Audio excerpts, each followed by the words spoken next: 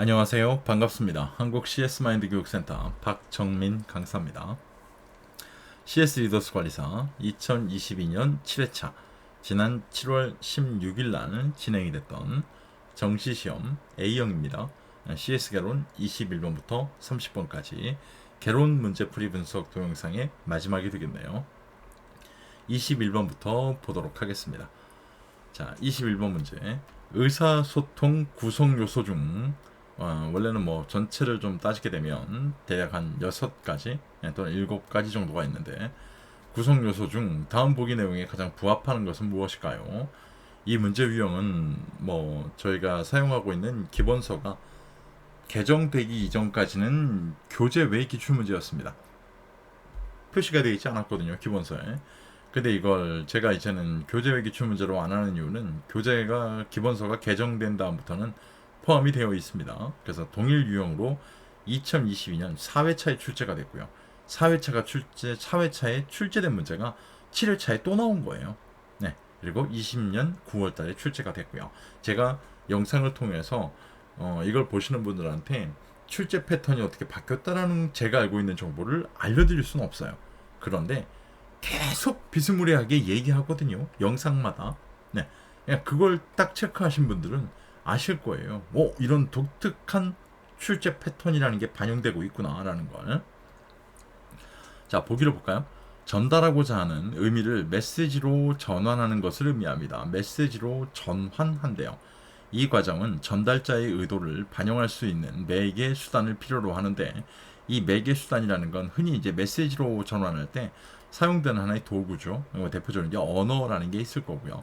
그 다음에 뒤에 보시는 뭐 비언어적 상징이 사용되기도 하고 상징물이 동원되기도 합니다.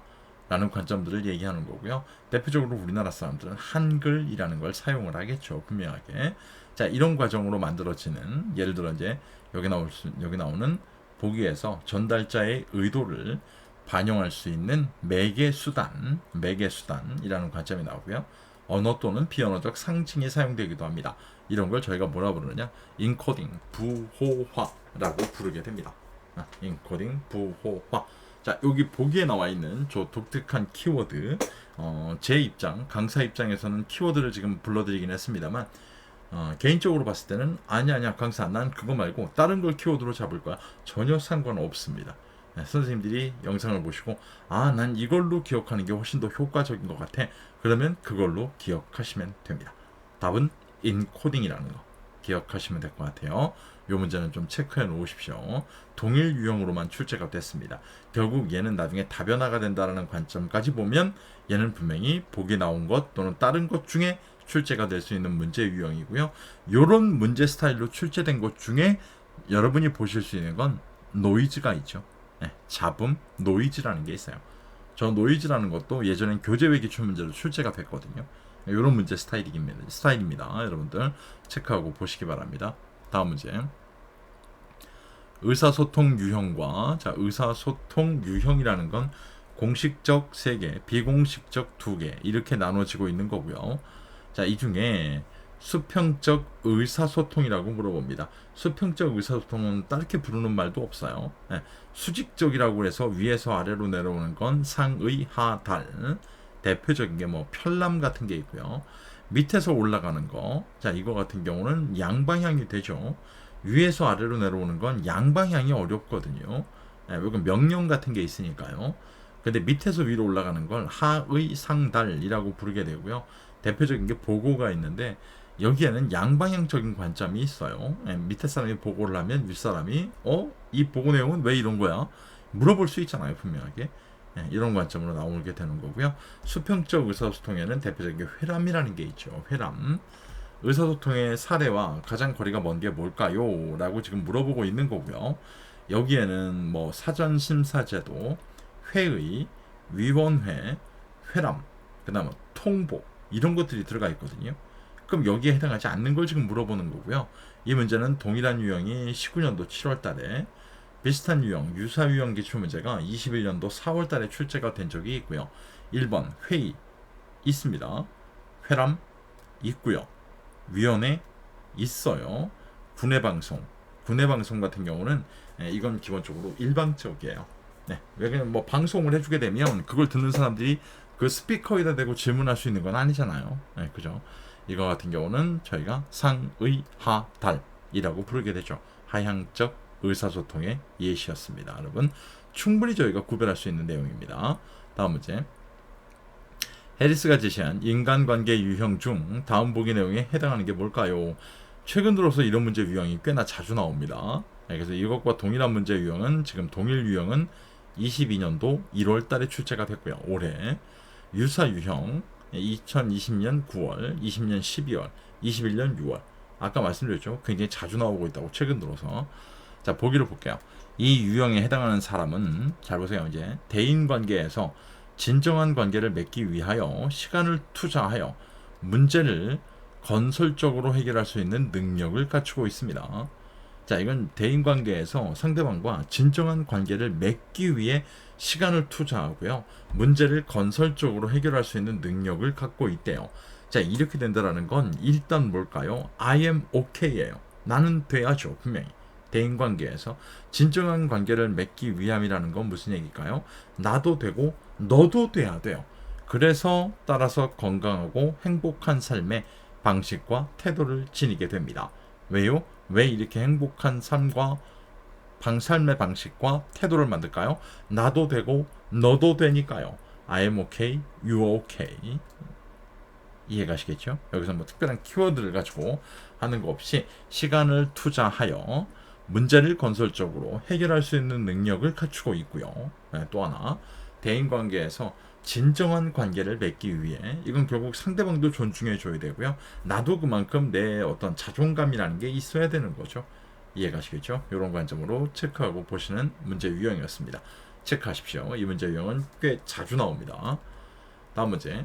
서비스의 정의에 대하여 저희가 개론 영상 첫 번째 영상에서 한번 말씀을 드렸는데요. 학자가 뭐라고 정의했나요? 라는 문제 유형은 1장 고객 만족 관리 개론, 5장 서비스의 정의 이렇게 딱 두 군데서밖에 안 나온다고 말씀을 드렸어요. 서비스의 정의에 대하여 다음 보기 내용과 같이 주장한 학자가 누굽니까? 이 문제 유형은 동일 유형만 있네요. 21년 6월, 20년 4월, 18년 3월 아주 그냥 전형적인 출제 패턴으로. 자, 보기로 볼까요? 서비스란 자신이 수행할 수 없거나 하지 않는 활동, 만족, 그리고 혜택으로서 판매될 수 있는 것을 말합니다. 아우, 이게 뭔 소리야? 정말 너무 어렵죠. 보기만 읽어봐도 아우, 이게 뭔 소리야. 제가 기본서 수업할 때 이렇게 강의하거든요.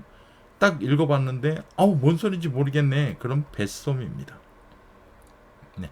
굳이 저 보기 내용을 뭐하러 이해하려고 하십니까? 딴 사람들은 다 키워드가 있는데요. 이 사람은 키워드를 갖고 말할 필요도 없고요. 그냥 내용이 너무 어려워요. 그러다 보니까 읽어보고 아우씨 뭔 소리야. 그럼 뱃솜이에요. 그냥 말 하나 마나. 정말 어처구니 없죠. 이게 강사 맞나? 그런데 이 방법이 가장 탁월해요. 예, 2010년도부터 여지껏 강의하면서 이걸 설득시키려고 그렇게 노력을 했는데 교육생분들한테 웬만하면 이해가 잘 안 돼요.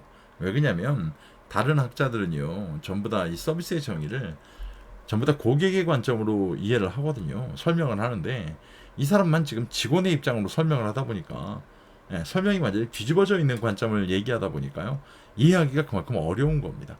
그런 관점으로 좀 어처구니 없는 하나의 힌트 같지만 이렇게 준비하셔도 될 것 같아요. 그죠? 굉장히 출제도 자주 됩니다. 보시면 되고요. 세이 같은 사람은 뭐 부의 본질은 효용입니다. 저희 아담 스미스가 정의했던 내용, 서비스는 비생산적 노동이야. 여기에 대해서 어떤 일정 부분 반박에 대한 의견을 제시한 사람이죠.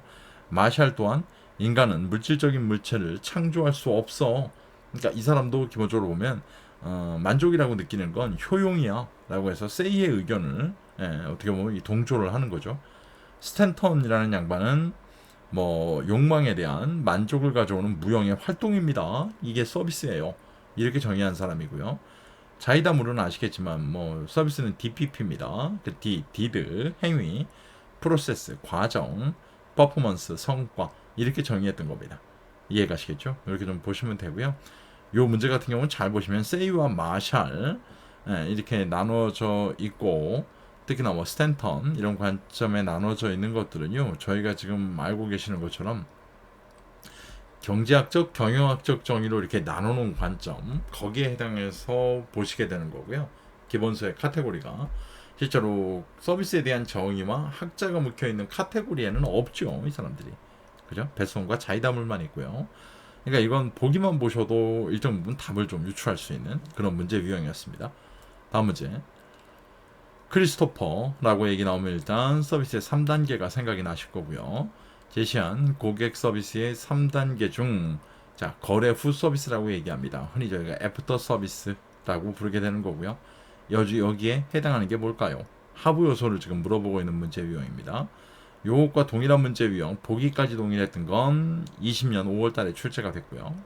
유사 유형 문제는 보기가 좀 바뀐다든가 19년 10월, 20년 8월, 21년 9월 이렇게 출제가 된 적이 있습니다. 자, 그럼 하나씩 볼까요? 주문의 편리성. 주문하기 너무 편해요. 이건 뭘까요? 주문하기 너무 편해요. 이건 지금 고객과 직원이 마주보고 있는 상황이죠. 네, 그죠? 거래 시. 기술적 서비스요. 기술적 서비스 같은 경우는 내가 이거 있는데 내가 이 문제 해결하기 위해 사야 될 게 있는데 이거는 이 회사밖에 안 해. 이 회사가 이 기술을 갖고 있거든. 이건 뭐야? 거래 전 서비스예요. 미리 가기 전부터 알게 될 거죠. 시스템의 유연성이요. 시스템의 유연성이라고 하는 관점을 보게 되면 이건 저희가 어떻게 봐야 될까요? 시스템의 유연성을 갖고 있어요. 여기 회사 시스템이라는 게 이렇게 돼 있고 내가 조금 늦게 가도 여기는 이해하고 이거 해줘. 거래 전 서비스예요. 미리 확인할 수 있는 명시된 회사의 정책, 거래 전 서비스죠. 수리 중 일시적 제품을 대체해 줍니다. 자, 수리 중 일시적으로 대체해 주겠대요. 수리라는 것 자체가 애프터 서비스잖아요. 그죠? 이렇게 따지면 답은 5번. 거래 후 서비스에 해당하는 것, 이렇게 유추할 수 있는 문제 유형이었습니다. 저처럼 지금 문제 해결을 하는데 이렇게 활용을 하셔도 되고요. 아니면 일정 부분에 암기를 활용하시는 것도 좋은 방법 중에 한 가지입니다. 체크를 좀 해놓고 보시기 바랍니다. 일단 뭐 거래 전 그리고 거래 후 이렇게 기억하시면 되겠죠. 왜냐하면 거래 시는 고객과 직원이 지금 마주보고 있는 상황이에요. 이것만 알고 계시면 되니까요. 분명하게. 다음 문제.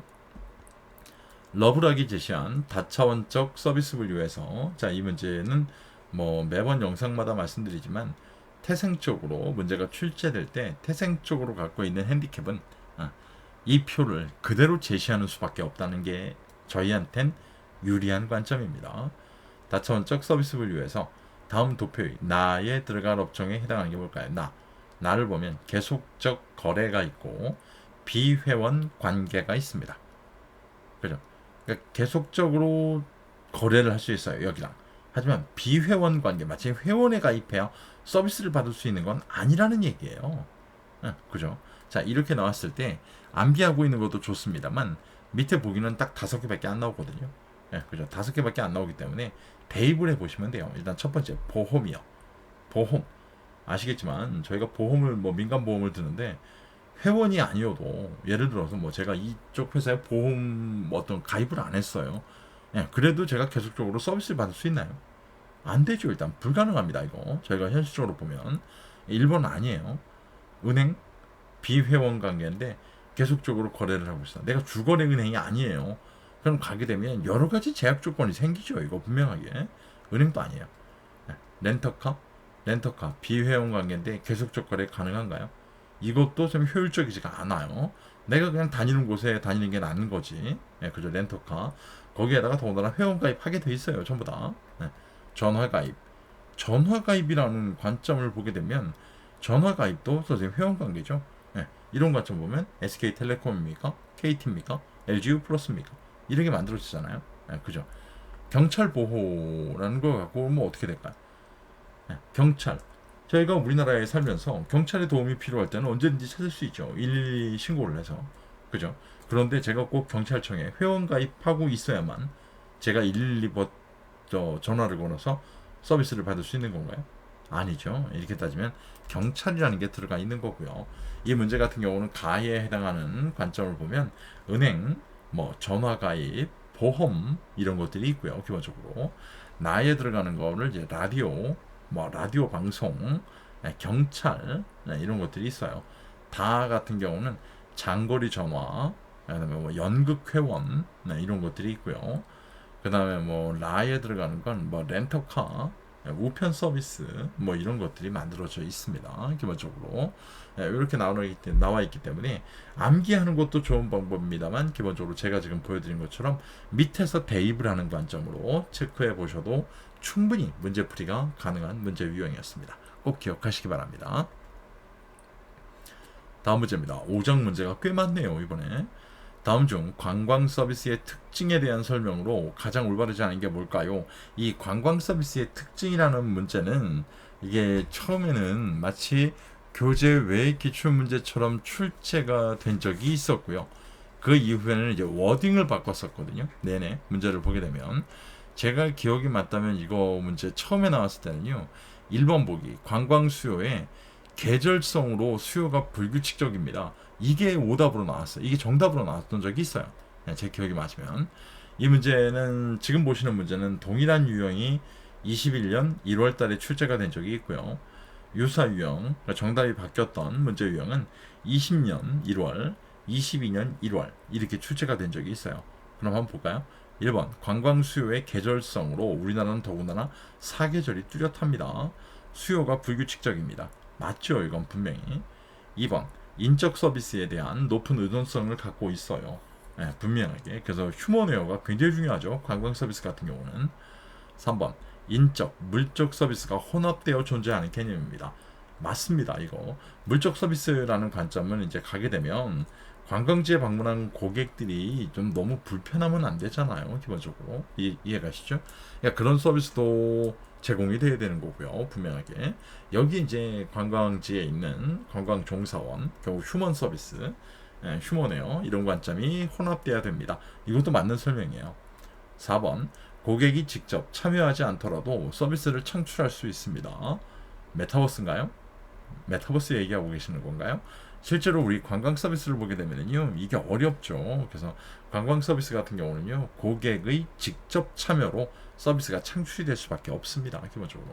그러니까 관광 서비스에 대한 뭘 느끼시려면 실제 소비자인 관광객이 그 현장을 가는 수밖에 없는 거예요.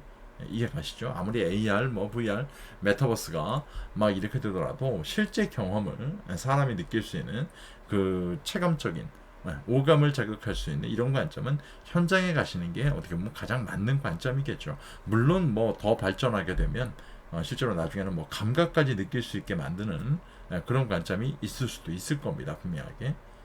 이해가시겠죠? 뭐 지금은 저희가 흔히 볼 수 있는 건 뭐 4D 같은 경우 4D 상영관 가게 되면 그냥 앞자리에서 물도 쏴주고 하잖아요. 뭐 필요하면 기본적으로. 그러니까 이런 거 간접적으로 체험을 할 수 있게 만드는 거지 그건 직접은 아니잖아요. 그죠? 그러니까 비행기가 그렇다고 테러를 뭐 당해가지고 비행기가 막 뒤집어지고 이러는데 실제로 고개를 거기다 태워갖고 너도 한번 직접 느껴봐. 이거는 고문이죠. 고문. 다음 이 정도 설명해서 끝나도록 하겠습니다. 다음 문제 6장이네요. 드디어 서비스 리더십. 자, 다음 중 매슬로우 욕구 5단계 순서대로 바르게 나열한 것은 무엇일까요? 참 이게 2022년 7월 달에도 출제가 되고 있다는 게 더 놀라운 일이죠. 실제로 보면 동일 유형으로밖에 나올 수가 없는 문제 유형이고요. 이건 왜 그러냐면 5단계인데 보기를 5개 이상 만들어낼 방법이 없어요. 이러다 보니까 22년 2월, 20년 12월, 19년 3월. 그러니까 이거는 뭐 답이 몇 번이었어. 이게 의미가 없는 거예요. 기본적으로. 5단계만 그냥 알고 계시면 되는 거고요. 피라미드 형태의 맨 밑에 있는 거 생리적 욕구. 그죠? 생리적 욕구. 그 다음에 이게 충족되면 다음 단계에 동기가 만들어지는데 안전의 욕구. 안전의 욕구. 이게 충족되면 그 위 단계로 소속의 욕구, 사랑과 애정의 욕구, 그 다음에 사회적 욕구 여러 가지로 부릅니다. 여기 명칭들이. 이렇게 나오게 되고요. 이게 충족되면 바로 윗단계 동기가 만들어지는데 존경의 욕구, 그 윗단계가 자아실현의 욕구 이렇게 되어 있습니다. 그래서 이 문제에서 보게 되면 답은 3번이 되겠네요. 나와 있는. 다시 한번 말씀드리지만 이 문제는 요 순서를 물어보는 문제 말고는 다른 문제가 성립될 가능성이 없고요. 만약에 뭐 괄호를 치는 문제가 나올 수는 있겠습니다만 그렇지 않고는 어차피 순서를 물어보는 문제 유형이고요. 말씀드린 것처럼 요 매슬로우 욕구 5단계는요 지금 현재도 출제가 되고 있거든요. 이 단계를 가지고. 그러니까 얘는 그냥 한 번 정도는 기억을 하시는 게 가장 효과적인 시험 대비 방법이다. 이렇게 생각을 하시면 될 것 같습니다. 자, CS 개론 마지막 문제입니다. 6장 문제고요. 다음 중 참여적 리더십의 단점에 대한 설명으로 가장 올바르지 않은 것. 일단 참여적 리더십의 단점을 물어보고 있고요.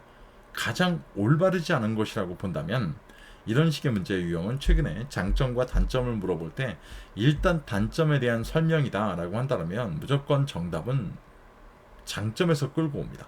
장점에서 끌고 오는 거고요. 이 패턴이 있고요. 장점에서 끌고 오는 거에 예전에는 끝났거든요. 근데 최근에는 장점에서 끌고 오면서 뭐 또 하느냐? 워딩도 바꿉니다. 마치 뭐처럼? 단점처럼. 이해가세요? 그러니까 그런 식으로 문제 스타일이 바뀌거든요. 이 문제 유형은 동일 유형이 20년도 8월 달에, 유사 유형 비슷한 문제가 19년도 1월 달에 출제가 된 적이 있었고요. 하나씩 볼게요. 1번 참여에 따르는 시간이 소모됩니다. 맞아요. 이거 참여적 리더십의 단점. 2번 책임 분산으로 인해 무기력해집니다. 맞죠? 이건 결정권자가 들어오지 않는 이상 자기가 책임지지 않으려고요. 기본적으로 여기 참여한다든가 이런 관점이 떨어질 수밖에 없어요. 3번 집단의 지식과 기술 활용이 어렵다. 이게 뭘까요? 집단의 지식과 기술 활용이 어렵다가 아니고요. 원래 쉽다고요. 왜? 참여적 리더십이니까. 내가 하나가 이쪽 그룹에 들어감으로써 그 그룹이 갖고 있는 전체적인 집단의 지식과 기술 활용이 가능해지니까요. 왜? 내가 회원이라는 이름으로, 내가 구성원이라는 이름으로. 이해가시죠? 그래서 어렵다가 아니라 쉽다로 바꾸셔야 되고요. 이건 장점에 해당합니다. 리더십의 장점. 타협에 의한 어중간한 결정에 도달합니다. 이건 단점이고요. 헌신적이고 선견지명을 가진 지도자를 찾기가 어려워요. 맞아요. 이것도 단점입니다. 자, 이렇게 장단점이 나오는 문제는 이 패턴을 꼭 기억하세요. 그래서 한쪽에서 끌고 온다라는 관점이고요. 실제로 저도 기본서 수업할 때 그래서 장단점을 물어보는 문제에서 항상 워딩을 바꾸는 게 아니라 옆에서 끌고 온다. 정답을 이렇게 된다 그러면 꼭 대비하는 방법을 설명드리거든요. 이런 관점들을 체크하고 보시면 될 것 같습니다. 선생님들 이렇게 풀어봤습니다. 29번 마지막 문제가 아니네요. 엉뚱한 소리 할 뻔했네요.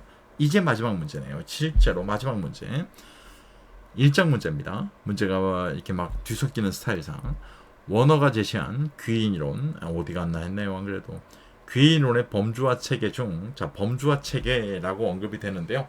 어떤 원인이 일시적인지 영원한 것인지 실수에 의한 것인지 반복적인 것인지 이렇게 물어보는 귀인이론의 범주화는 세 가지가 있어요. 인과성의 위치 차원, 안정성, 그 다음에 통제성 이렇게 되어 있는 거고요. 이 세 가지 중에 어떤 원인이 일시적입니까? 영원한 것입니까? 실수에 의한 겁니까? 아니면 반복적인 겁니까? 의도성을 갖고 있나요? 라는 관점으로 따지는 걸 저희가 뭐라 부르느냐? 안정성이라고 부르게 되는 거고요. 이 문제 유형은 21년 7월달, 19년 11월달에도 출제가 된 적이 있습니다. 이해가시겠죠? 이렇게 보시면 될 것 같고요. 크게 어렵지 않은 문제 스타일이기 때문에 자 이렇게 21번부터 30번까지 풀어봤고요. 이번 영상에서도 그대로 보이셨죠. 전부 동일 유형 기출문제 레퍼런스가 있다라는 거예요. 이렇게 따지면 30문제 개론 문제 중에서 처음 출제된 문제는 단 한 문제도 없다는 얘기입니다. 전부 다 보셨던 레퍼런스가 있다는 소리예요. 거기에 동일 유형, 유사 유형들이 존재하는 것들이 있고 동일 유형만 나와 있는 것들도 있고요. 놀라웠던 건 유사 유형만 있던 문제도 없을 정도예요. 이러니까 시험이 쉽다라고 주장할 수 있는 겁니다. 이렇게 큰 어려움 없이 쭉 풀어봤고요. 이 영상만으로 나는 시험 대비가 충분히 가능하다라고 하신다면 저희도 감사한 일이고요. 그렇지 않으면 제 네이버 카페에 오시게 되면 됩니다. 박정민 강사 검색하셔도 되고요.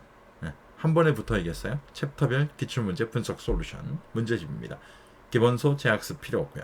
오답 노트 필요 없고요. 그렇게 만들어져 있어요. 총 21개 챕터별로 구성되어 있고요. 기본적으로 해당 챕터에서 어떤 문제가 나오고 어떤 문제가 반복되고 어떻게 정답이 변해가고 있는 것까지 다 확인 가능합니다. 어떤 기출문제집도 이런 방식으로 제공하지 못하고 있습니다. 네, 요 관점 체크하고 보시면 되고요. 단 한 번의 합격이 필요합니다. 그러면 선택하셔야 될 겁니다. 분명하게. 네, 그만큼 차별화되어 있고요. 카페에 오시면 무료 컨텐츠든 유료 컨텐츠든 다양한 것들을 보실 수가 있고요. 저희 카페는 기출문제와 정답만을 알려주는 카페가 아닙니다. 반복 출제되는 패턴, 다변화되는 출제 패턴, 그 패턴을 확인할 수 있게끔 제공해드리고 있습니다. 정보에 대한 걸 가지고요. 다시는 안 틀릴 수 있는 방법을 제안해드리고 있습니다. 한번 확인해 보셔도 도움이 되실 겁니다. 오늘 보신 영상이 시험 준비에 도움이 되셨다면 구독, 좋아요, 알람 설정 눌러주실 분은 눌러주시면 되고요. 나는 싫은데 라고 하시면 안 누르셔도 됩니다. 크게 문제될 거 없어요. 기본적으로 합격이나 하시면 되는 거죠. 기본적으로 오늘 영상 확인하셨고요. 다음번 영상은 저희 전략론 1번부터 10번까지 문제풀이 분석 동영상으로 찾아뵙도록 하겠습니다. 긴 시간 고생 많으셨습니다. 고맙습니다.